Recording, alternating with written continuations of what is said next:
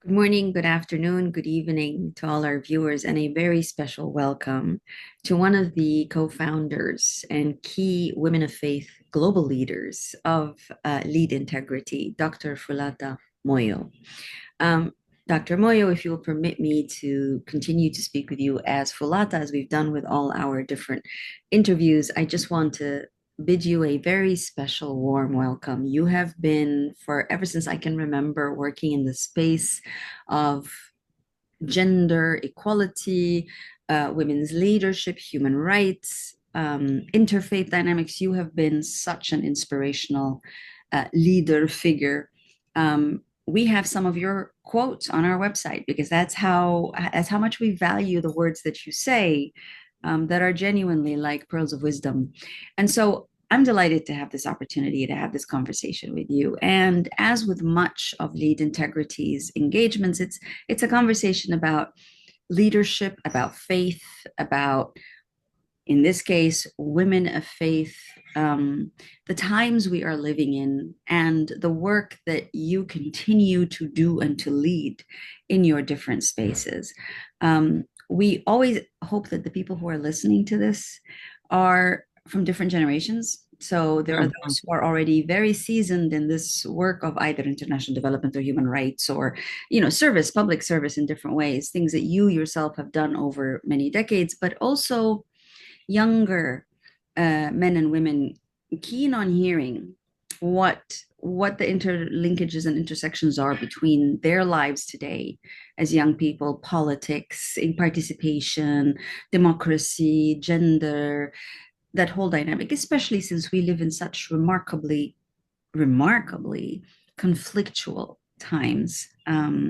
So wisdom and an opportunity to share and discuss. So thank you so much for joining us. Maybe if you'll allow me, just help us understand how Fulata Moyo came to be in this space at this time. Just a wee little highlights of your own life that shape you, formed you, and that still perhaps influence and impact on you.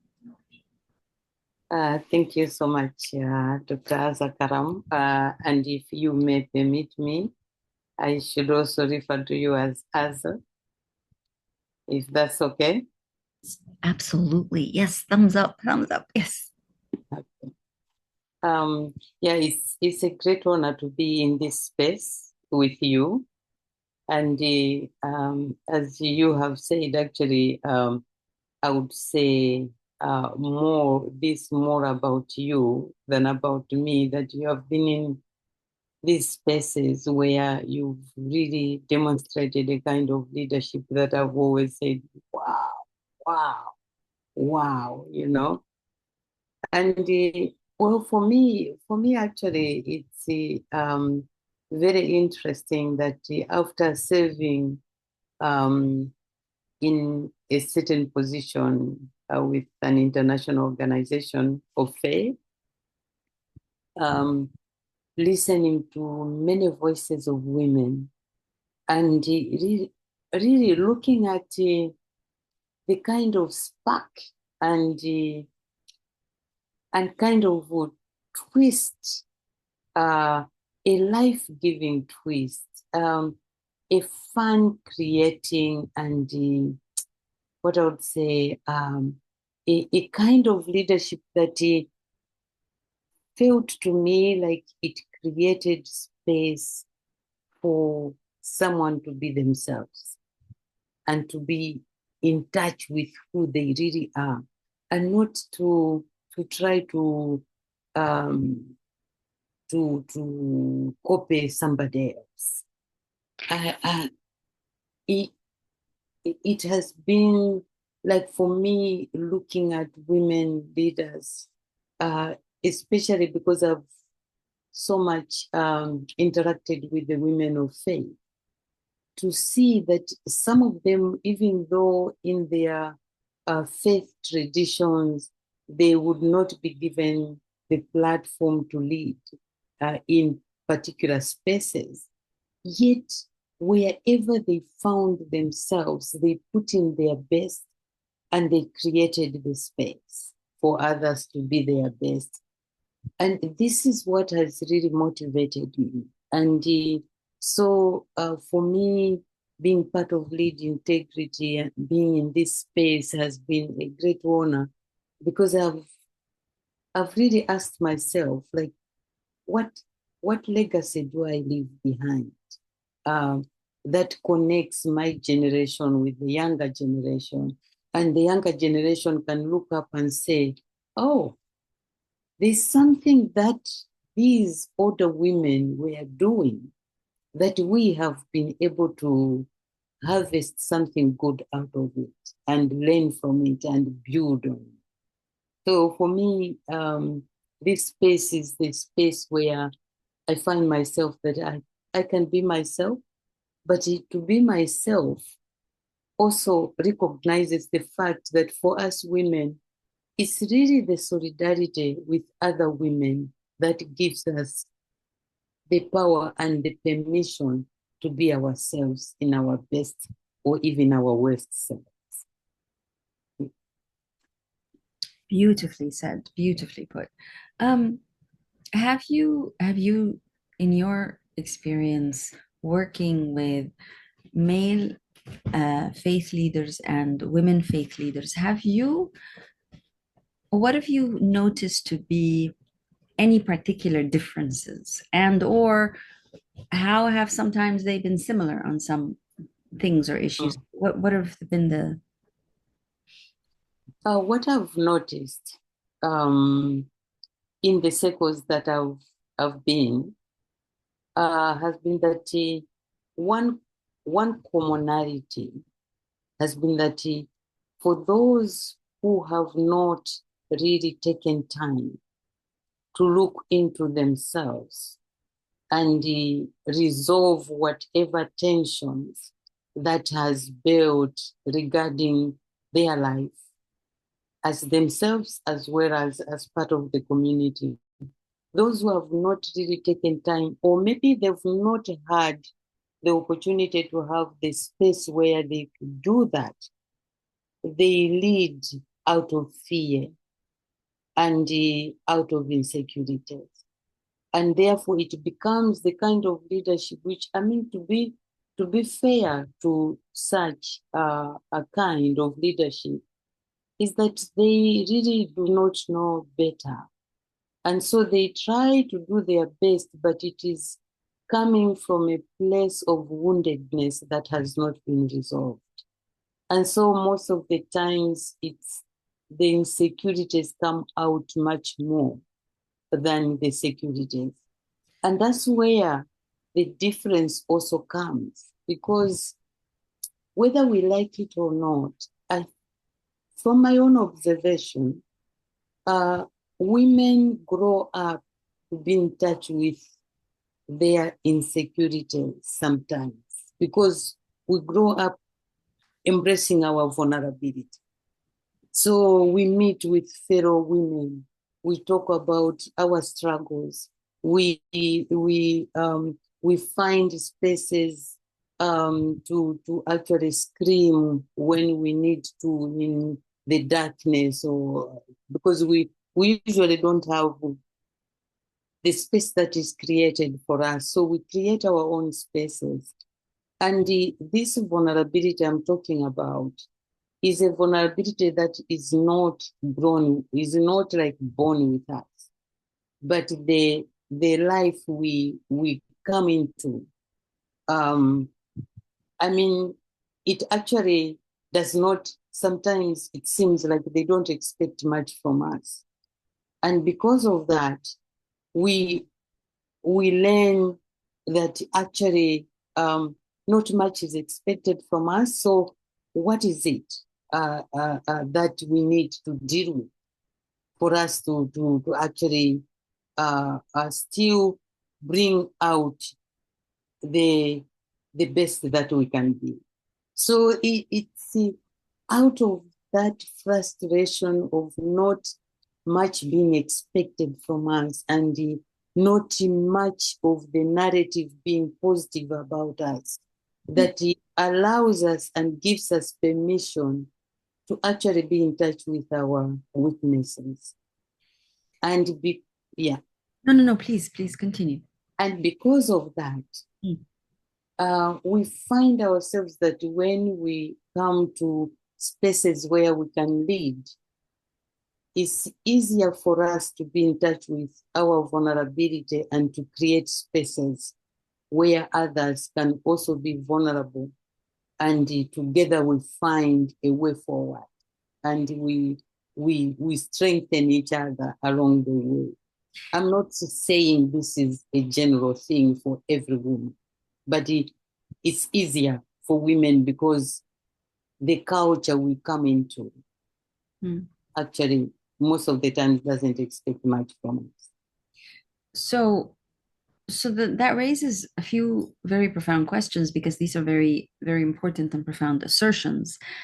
And I think the first question is, it makes it sound as if um, men lead sometimes out of a space of woundedness, and therefore there's all these insecurities that get manifested in probably not great leadership.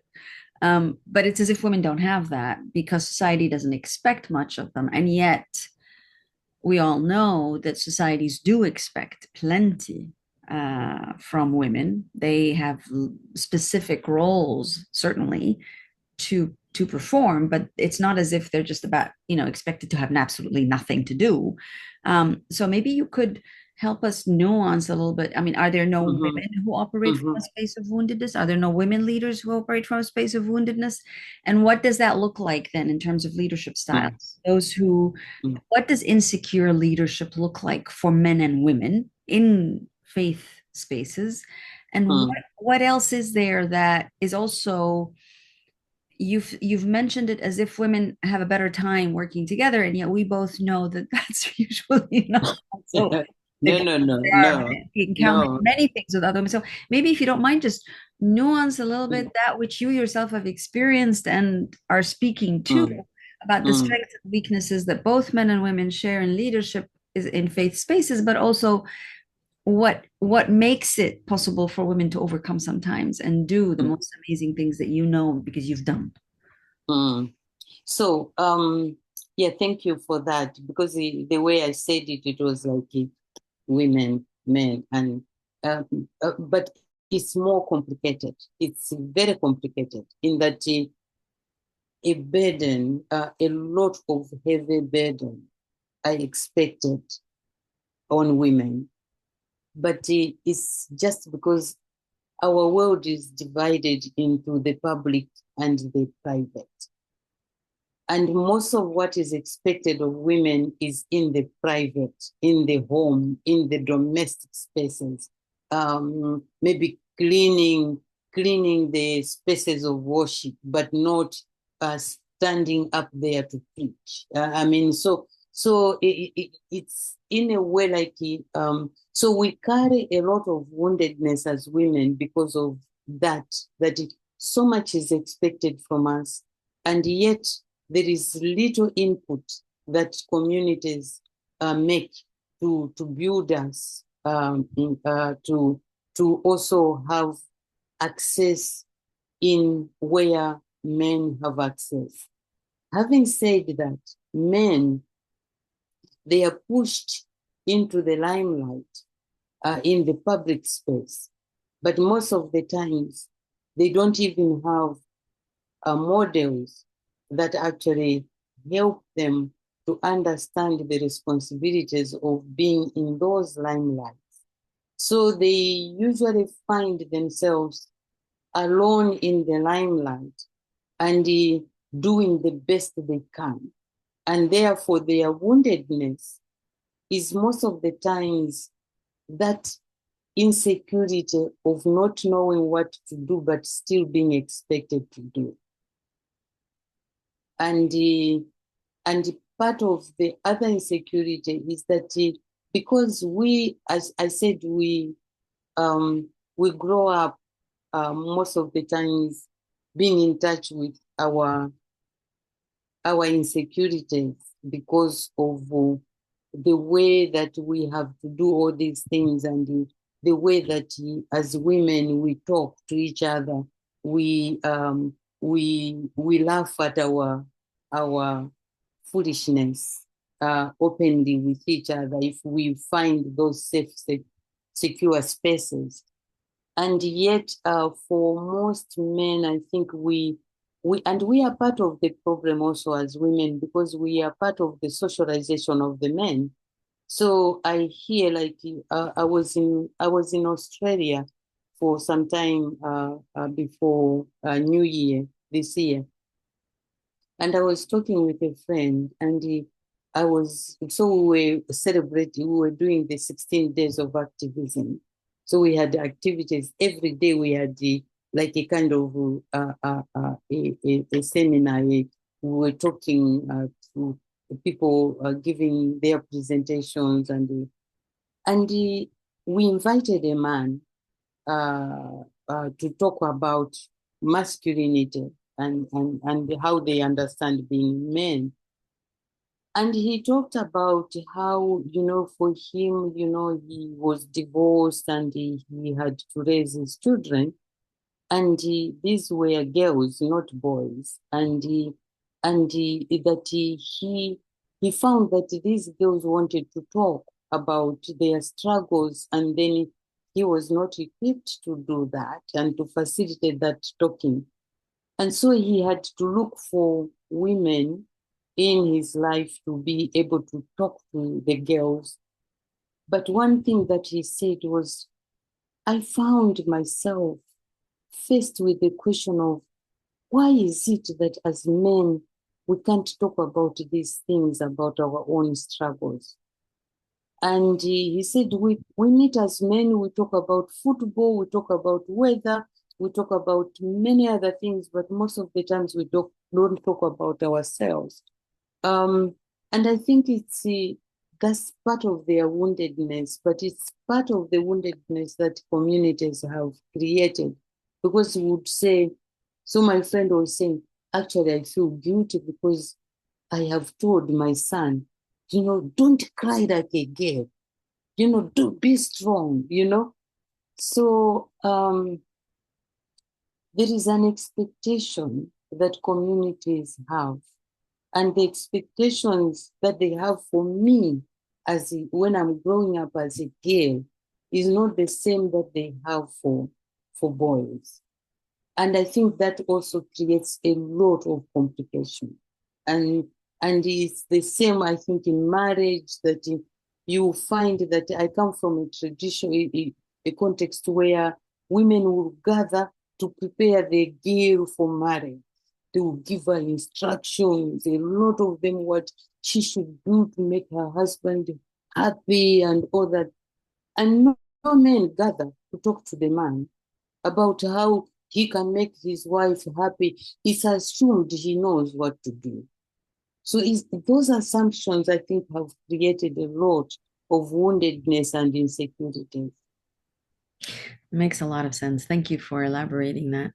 Where do you think the notions of toxic masculinity and rising levels of gender-based violence, not just against women but against men, how do you explain those? I think that question has been a question for me for a long time, because when I started working here in Switzerland, it was a time when the organization I was working with was focusing on overcoming violence. And immediately I thought about overcoming gender-based violence.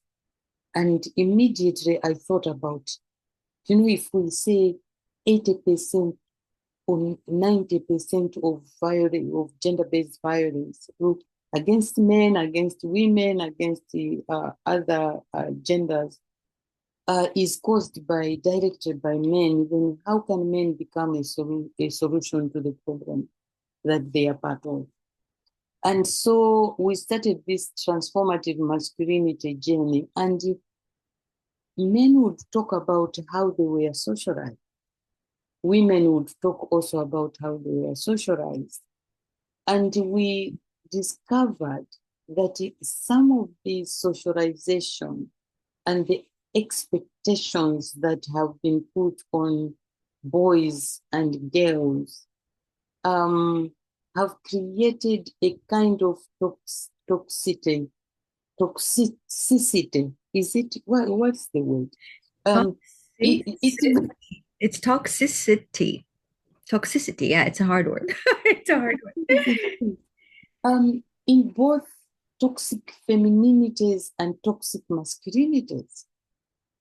And so the socialization process itself probably is where the main problem is. And then it comes all the way to models that exist, models of femininities, models of masculinities. So if you are growing up where they say men don't cry, men should be strong, you should not listen to advice from women.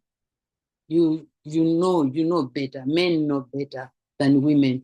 Then it means that there is no room for conversation. There is no room for, like a conversation that, or even a dialogue, a sustained dialogue about issues. So, like, if one person has to make a decision on behalf of everyone else, it becomes very different. Then the kind of leadership is the kind of leadership that we meet. There was a Norwegian psychologist, social psychologist. Her name was Berit A. And she identified what she called the 5 master suppression techniques. And she argued that the kind of leadership that is toxic, most of the times it will sustain this kind of making invisible those people that they don't like, you know. So you like we are talking here, if we were 3 of us, and if you don't like me, I will say a very brilliant point, but you will not comment on it. Then another person who is with us will say the same thing, maybe in a different way. You say, that is very brilliant, you know? So you make invisible the people that you don't like. Mm-hmm. And then the second thing that she also identified was ridiculing. Mm-hmm. So whatever I say, you will say, Fulata, you make a big deal from things that are so simple.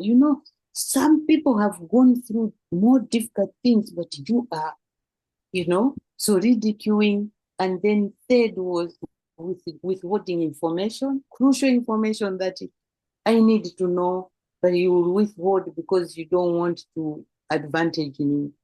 And then there's damn if you do it and damn if you don't. So whether I make a mistake or not, I'm always guilty.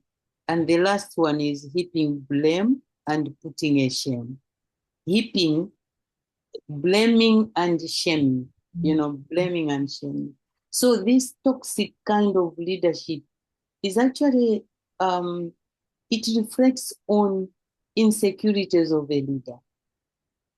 Yeah. So it doesn't have to be a man, but most of the times it is. I personally think that if women were really attentive to how they've been socialized, and they embraced their vulnerability, and they had a way of resolving their unresolved issues, they create spaces where they talk about their own fears and all that. It's very easy for them to create a leadership that is life-giving. On that note, because and thank you for elaborating those different means of in a way, not being the best of leaders, the heaping blame, the silencing, undermining, etc. I wonder whether there is something also to be said for the context in which there's so much talk about respecting women's leadership, appreciating women's leadership. And at the same time, all of that is just talk, because when it comes to the actual having a woman as a leader, as your leader, both men and women can sometimes struggle with that, right? Mm, That is applicable pretty much everywhere, but most especially in religious and interreligious spaces where the the notion of a woman leading is seen as particularly problematic because these are the penultimate patriarchal sites. So, and yet it isn't as if people will come out and say, look, I'm not comfortable with having a woman lead me, right? It's not as if people will say that. In fact, mm-hmm, they will spend plenty of effort and time to pretend as if this is exactly what they like. They're very comfortable with this. They're quite okay with this. So that kind of a hypocrisy, I think, is quite pervasive in many spaces where lip service is being paid mm, women leaders, but at the same time, there's so many ways of undercutting and undermining, even beyond the five that you've mm. shared.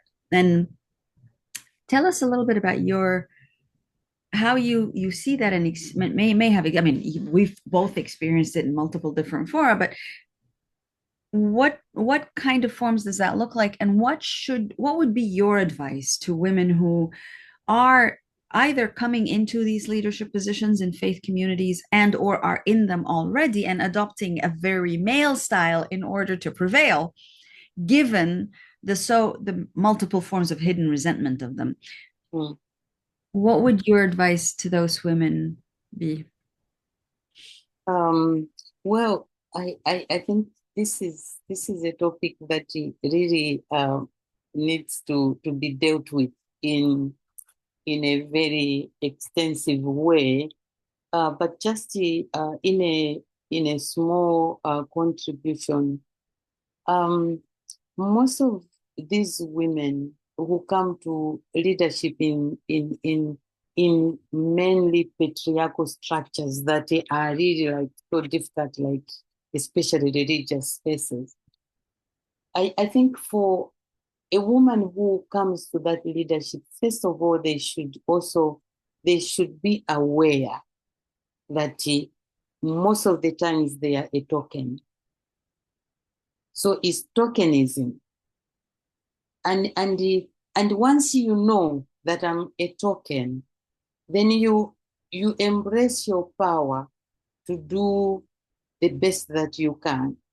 And when you know you are aware I'm a token, then you align yourself with other women who are in leadership so that you have a solidarity of sisterhood.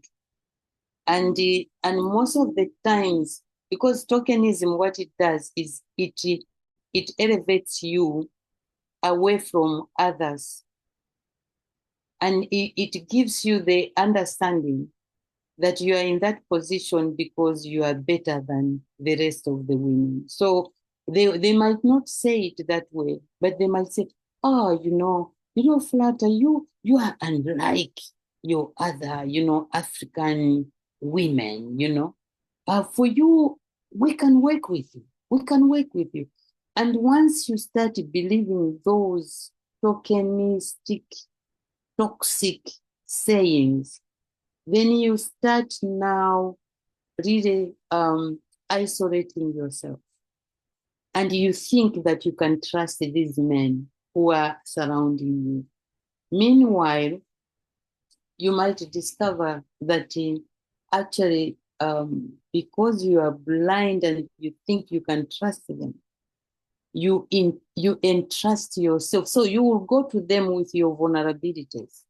Because if you surround yourself with other sisters who are in position of leadership, you can be vulnerable with them, but you should avoid to be vulnerable with the men who surround you because they will use that against you.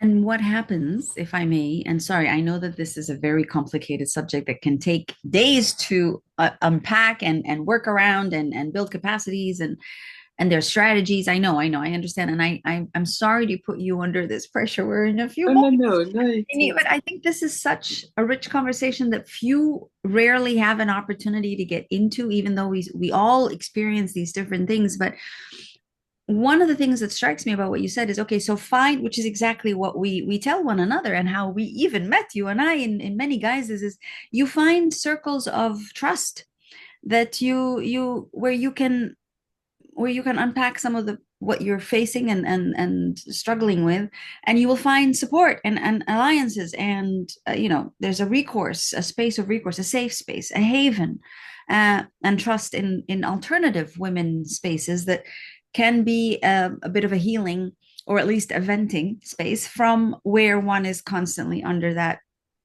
mistrustful, very demeaning eye of the other, who are some of our colleagues, who people we have to work with on a daily basis and interact with.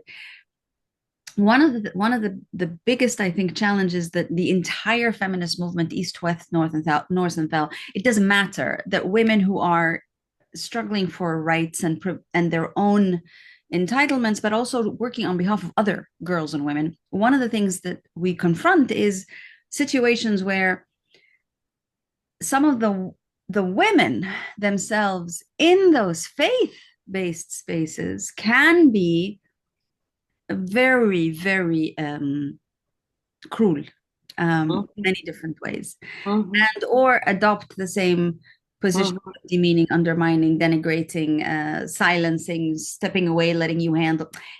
Some women of faith do that in positions of leadership, do that upon one another. And I think the challenge here is we're equipped, in a sense, I think, especially those who have worked in public service for decades, we are kind of equipped to deal with male domination and patriarchal demeaning. But are we necessarily equipped to deal with women who inflict this pain of us, even though they work in the name of their peaceful, beautiful religion, and are trying to promote religious, tolerance and love and whatever, and yet this is happening in those spaces? So we know that men harass women in interfaith and faith spaces. We know that. But what about women who harass, challenge and become so mean towards other women in these faith spaces, which are supposed to be spaces of mercy? What are the ways of working then? How do we, where's the solace? Where's the support? What do you do? How do you negotiate those kind of power dynamics in those spaces? So it's a very, your question is very important, but also very complicated, because I think, as you say, it's very easy. And when I was saying trusting the male colleagues around you, I think it's not just male colleagues, and even female colleagues. Sometimes to trust them is dangerous because of the same thing that you are saying. But we, as you say, we most of the times it's easy for us to name toxic masculinity. Like, oh, he's such a bully, he's whatever, But when it comes to women who have become the Margaret Thatchers of this world, it's quite okay. Yes, yes. There are examples of both mercy and not so merciful, but yes, go for it. Yeah. We actually, talking from my own my own experience, you find that because we don't expect it from fellow women, when it happens, you are so hurt, you are double hit. Because when it's from a male, this is me now speaking from my own experience. When it is from a male, it's very easy for me to identify it and to call it names, and to sometimes even to go to the man himself and say, I really don't like your leadership style. I mean, like, like even bring alternatives to, what should be done. But when it is a fellow sister, it's like you don't expect it. When it happens, even when we should be expecting it, when it happens, you are so distraught that you don't even know what to do. And I now, when I look back from some of those experiences in my own life, I realize that it is important, I think, to still create a space to call that sister and hold that sister accountable. And it should, I think it can be one-to-one, but one-to-one I discovered doesn't always work. I think we should always create sisterhood circles where we can hold. If I see that my sister is behaving like a wicked witch stepmother, because those are the pictures that you get from Hollywood and all that, we should be able to call our sister to come and account in a safe space where we are not accusing, but we are saying, tell us, what is it? What are you struggling with? Because how we are experiencing you is really unfortunate. So tell us, what is it and how can we accompany you? Because you realize that some of them is because now they've realized that the people that they thought trusted them actually are using them as a token. But most women realize very late that they are a token and that they cannot use their power anymore, because from the beginning, they surrendered that power. Because, for example, let's say you are in an organization and you are a leader as a woman, and you have, like, you always go to cry to a male fellow leader, a male, about other fellow women, how, oh, so and so is not doing, they are doing this, I think they are undermining me and the like. You have actually made yourself vulnerable to a person who can use your vulnerability against you. So when you realize later on that, oh, I'm a token and they've been using me against my fellow sisters, it's too late for you to actually go and confront them. So to create the other women, to create a space to say, what is happening, tell us. Good. To hold each other accountable in that way. And I think that's a very important and very powerful call to action for all women who find themselves in these situations, even outside of any faith-based or faith-inspired spaces. It is actually a call to be brave. Yeah. And it's a leap of faith to say, let me sit down and try to talk with this person and just understand what's happening. And as you said, it doesn't always work, but it also takes an awareness on all sides, on both sides, that maybe things are not as good as they could be, or maybe something is not right. And I think what we often find is that many men and women in places of leadership, and even those who are not in places of leadership and are being led by others, many don't necessarily have that consciousness that this isn't right. There's too much meanness and nastiness here. Many may not have that consciousness and awareness. Many may not take responsibility for it. So yes, it is, things are really bad. I can see, I can feel, but it's not me. It's got nothing to do. I mean, it's not me. So many do not take that responsibility to then say, okay, let's sit down and try to talk through this, because often the experience is, this is your problem. It's got nothing to do with me. It's your issue.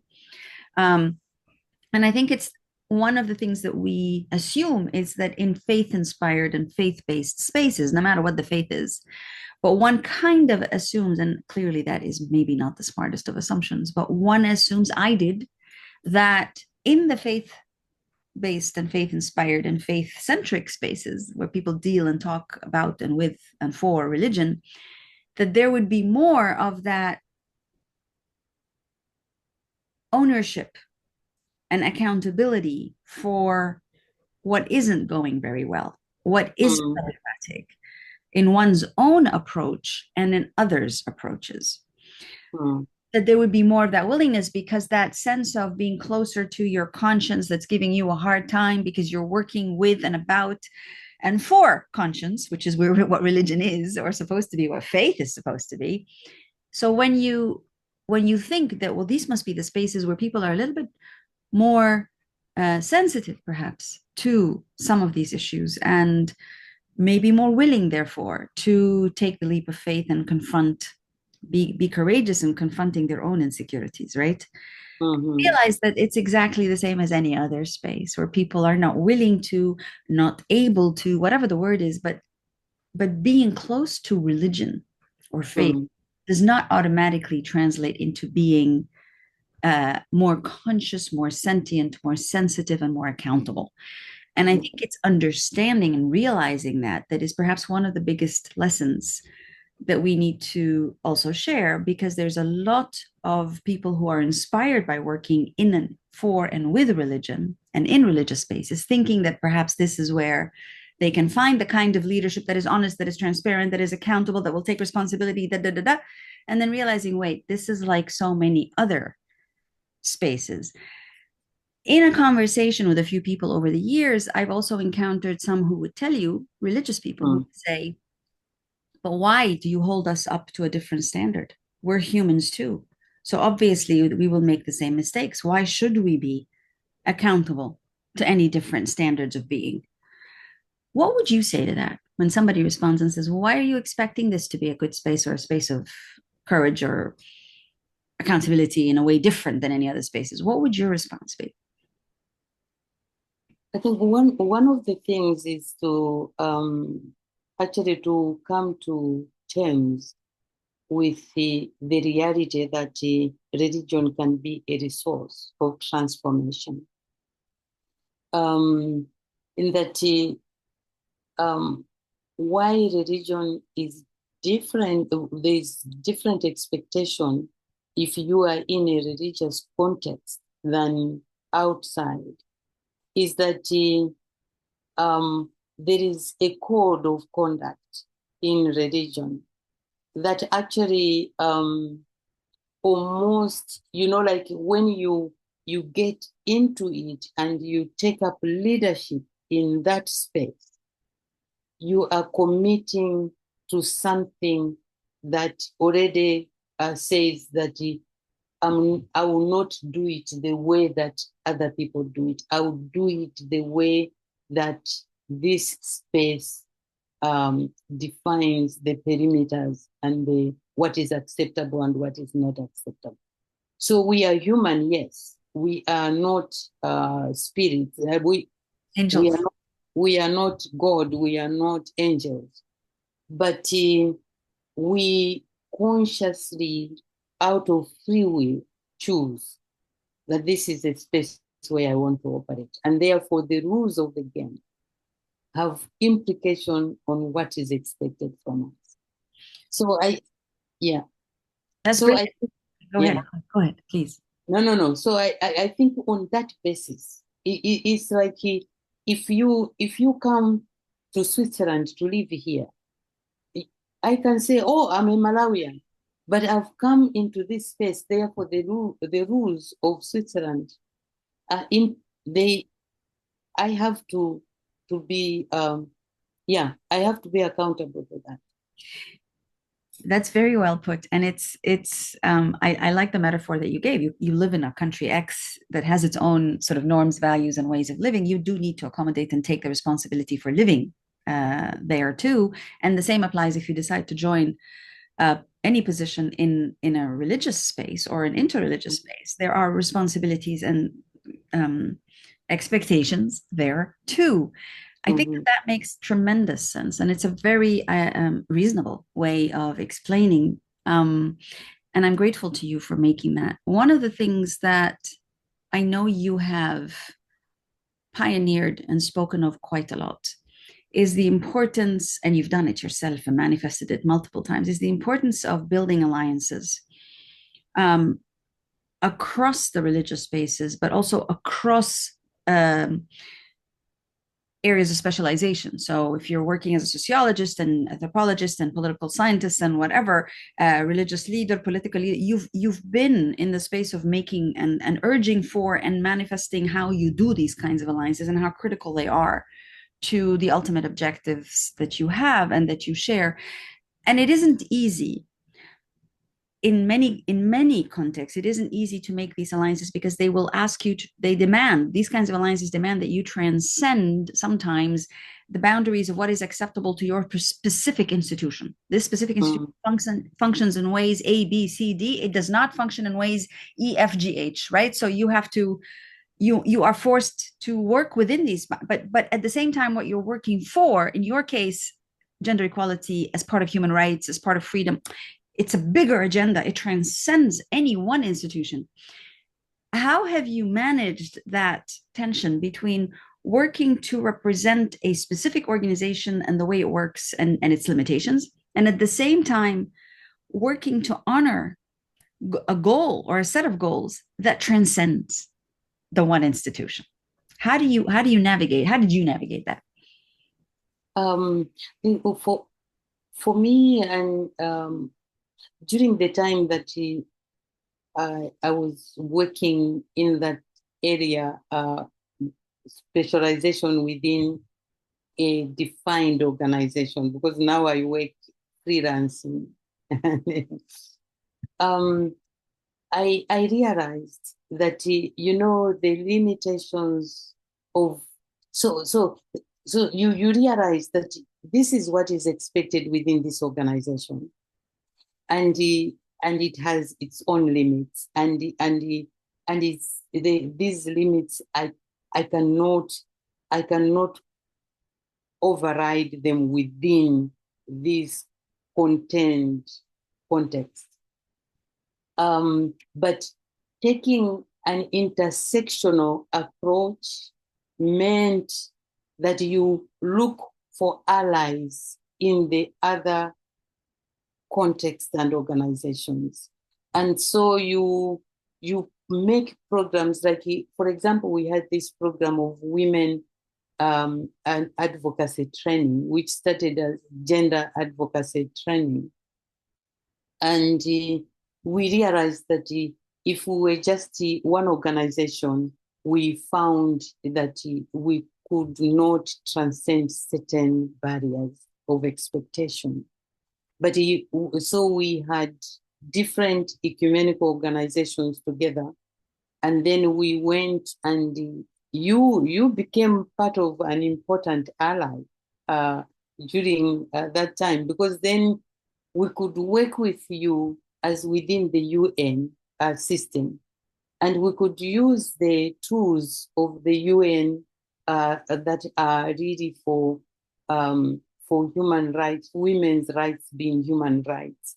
And we went, so we had Islamic Relief, we had Lutheran World Federation, World Council of Churches, Young Women's Christian Association, and the Young Men's Association. And so when we came together with all these different players, with the UN, DP and others, then we realized that actually it was possible, because then the church leaders would not say, oh, you are talking a language that is not accepted within you, because we said this goes beyond this limitation.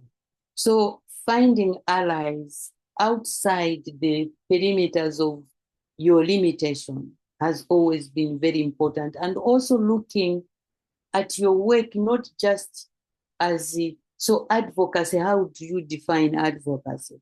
So it means you are raising awareness within the organization, you are training, and you are also bringing the voices from different contexts to become the kind of like tools that you use to change, for mindset change, and so yeah.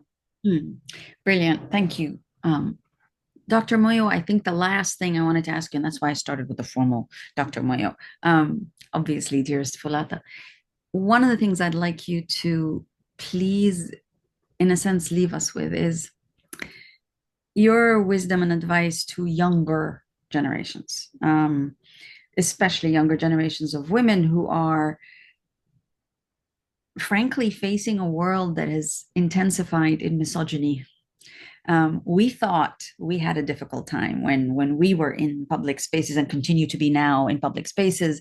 We think it's tough, but I can imagine it must be. We understand that the level of misogyny on the thermometer of human existence, the level of misogyny has shot up like mercury, pretty high. And so it must be even more somehow challenging, perhaps, or on some respects, it's easier because so much has been done by our great grandmothers, our grandmothers, our mothers, ourselves.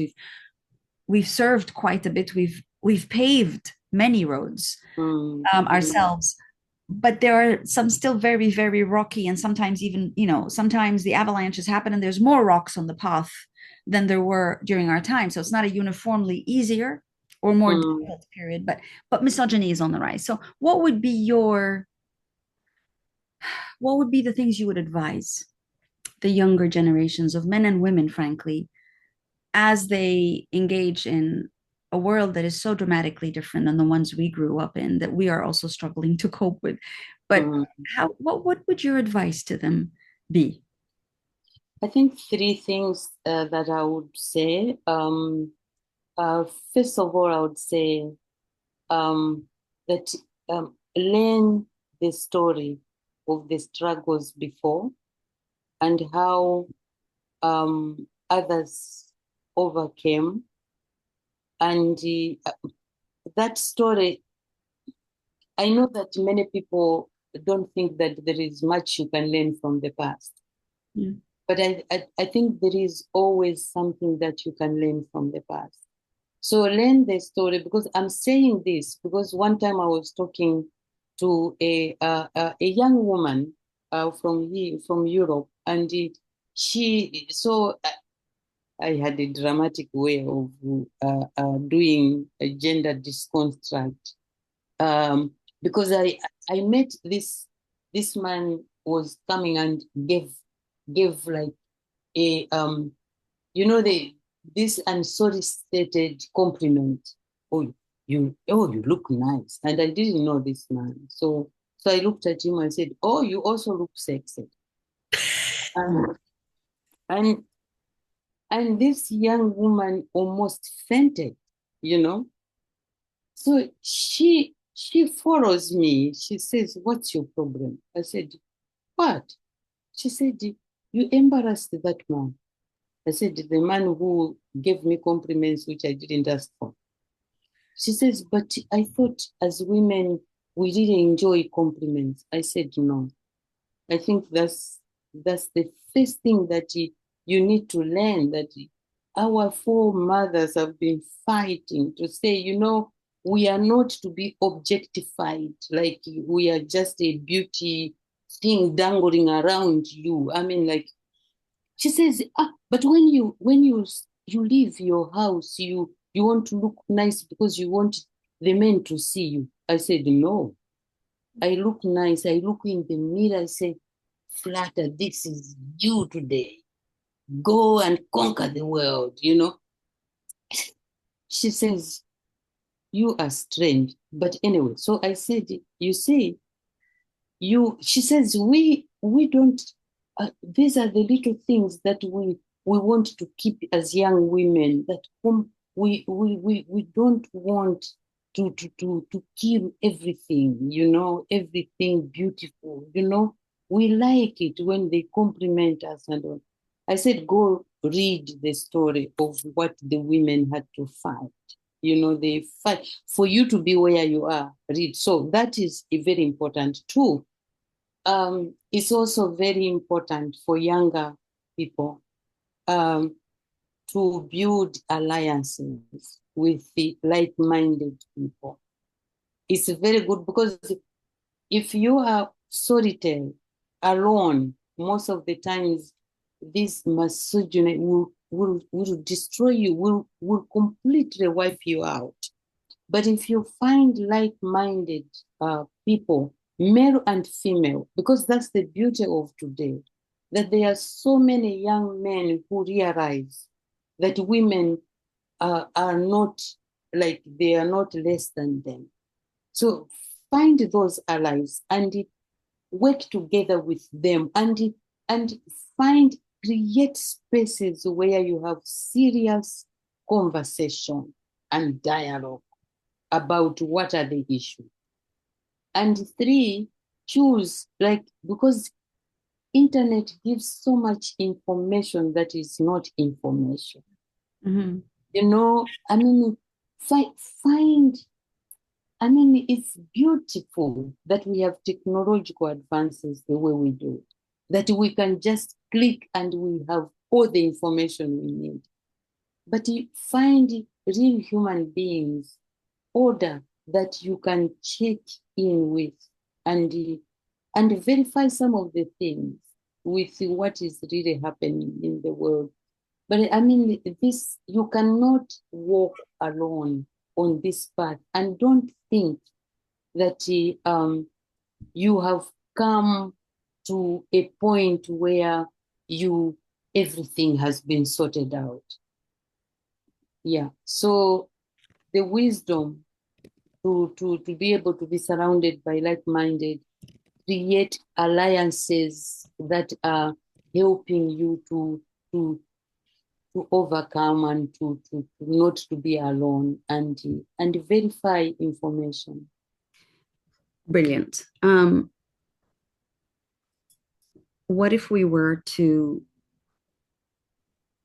buttress, to also add to some of those pearls of wisdom, and to say compliments per se are not bad. We're not saying don't compliment us, don't open the door for us, don't be gracious, don't be gallant. We're not saying that. But what we are saying is be honest, be transparent. Maybe compliment us when you see our strength. When you fear the strength, maybe compliment then, and in a way that acknowledges the equality and sometimes perhaps the greater wisdom that you may from us. What we struggle with is superficial compliments that actually make us feel undermined, because it's about putting you down. I can, how lovely you look today. It's not actually a compliment. It's a way of somehow putting you down. We know our experiences tell us when a compliment is false. And so if you're going to give me a false compliment, know that I will feel it. I will see it. I will see right through it. So maybe don't do that.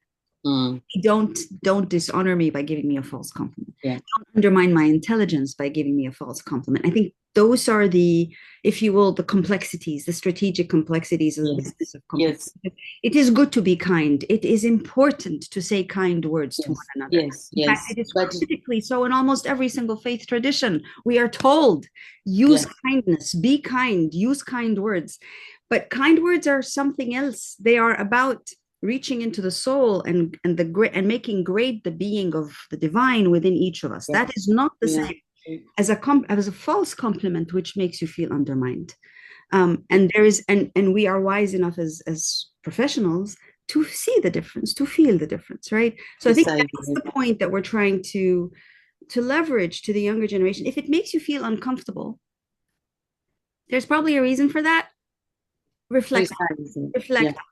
Then you say very smartly, you say, make alliances with the like-minded, reach out to befriend those who will hear you, will feel your sentiments. What if we were to say also, Fulata, seek those who may not be like-minded, seek those who may be on the opposite end of the spectrum, but don't do it alone. But like you said, don't go alone. Don't decide to be the lioness or the mother wolf or the mother bear and go out there alone, because human beings can make animals look very gentle and docile and abiding by the rule of law. So we can be extraordinarily vicious with one another. So don't do it alone. Don't think you need to conquer the world alone.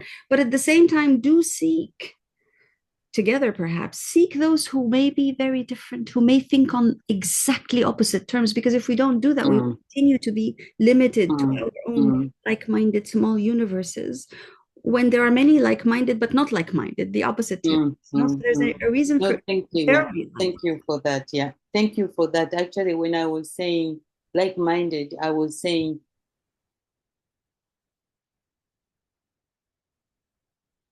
Oh.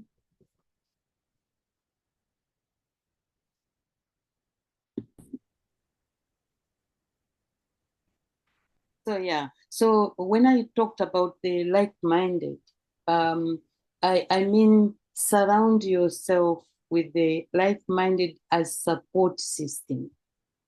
Perfect. Yes. Yes. But don't don't disadvantage yourself by just thinking the same way that you think and only talking to the people who think like you. That's right. Because then you actually you disadvantage yourself because the life is bigger than you and there is a lot to learn. So surround yourself with like-minded people as support system, but create spaces where you can have conversations with people who don't think like you. Perfect. And be prepared to change, to you know, like somebody, I think somebody was talking about, I might misquote, but somebody was saying that actually Steve Jobs, when he was alive, he had this saying where he said, don't be married to your idea. Meaning that, you know, don't like be so stiff-necked that you think that your idea should be done the same way without, he said, always be open to change. So yeah, so that's what I would say. I think that's going to be the perfect quote to introduce the conversation on this podcast. Dr. Fulata Moyo, as always, your wisdom inspires. Your experience is a beacon for all of us. And more than anything else, for somebody who has known you for many years and had the distinct pleasure and privilege of working with you, your humor and countenance, warmth of countenance. I think that's something that we underestimate in the world of leadership. We tend to think of certain models of leaders who are unapproachable and distant. And I think one of the things that you have taught me by virtue of being yourself is that, like with actually all our partners in lead integrity, there is a gentleness of soul and spirit that is grander and stronger than the most harsh of visages and countenances. There is a gentleness of the soul that comes through those who are settled and comfortable with themselves and able to embrace so many different things, including things that are deeply contentious, but still to embrace one another. And I think you have had that systematically as part of who you are, which is a remarkable part of your strength. You invite, you engage, you make one want to know more, to be more around you. And that is it's almost an angelic kind of a skill, if that's possible to even say. And I want to say praise God, mashallah, about that in you. And I want to pay tribute to the creator who has created this in you and with you, but also to thank you for persisting in being a powerful woman of faith leader who can embrace many alongside on the journey to making the world a better place. Honestly, we need so many more of you. I hope that you continue to live well and healthy and continue to lead us all together in this journey. May God bless you, Dr. Bless you too, because I learn from the best, and you are one person that has inspired me over and over again. So I thank God for you, and blessings to you too. Thank you very much. I will pause the recording. Thank you.